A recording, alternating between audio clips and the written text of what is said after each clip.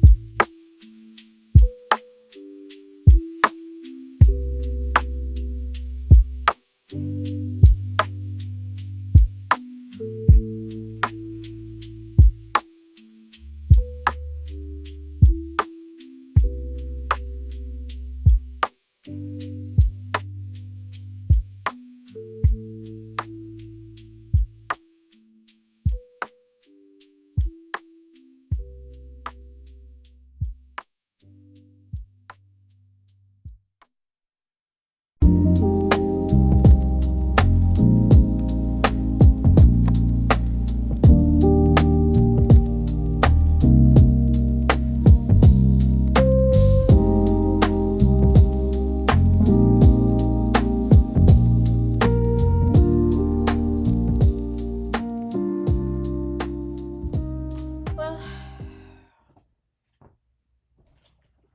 think we are done. This one? Yeah, I think we're done. So,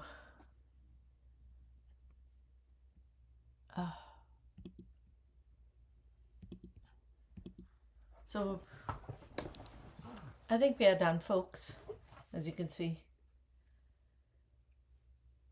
I think it's quite cute. I have to move a little on this side, decide what to do. As you can see, it's a Rama and his wife Sita. Oh, I can make a little difference here. That's two. There we go. Okay. Kind of mostly there. No, I didn't like that also. So, there we go. Right? All I need to do is now just give it a bit of a... There we go. There's always something that needs to be worked at. Well, I'm sure if I see it again, I still don't like that line. Stop, D, stop, stop, stop, D, stop. It's just, there's always something or the other that needs to be worked at when you look at it. Last time, just here, it's too in my face. It was just in my face, that black. I was too heavy-handed with that, and can I live with it? Kind of. Yeah, here we go. There we go. Right. So, as you can see, there's the deer. Well, that's the tree. And trees are not pink. Trees are not pink, but my tree is pink. Now, if you become good at kawaii, you can just about make any scene in your journal. It becomes very easy, as you can see. It does take a bit of an effort, no doubt, but it's fun. And I've done 2 in a day. Do I give it a heart? I give the other one a heart, right? Let's give her also a heart. She was all about love. She loved the kids also. The sweetest lady. She was an avatar of Goddess Lakshmi. So, no, stop. Okay then, folks. I will see you next time. I hope you enjoyed this lesson, this tutorial, whatever you want to call it. Rama and Sita in kawaii form. Until tomorrow, bye bye.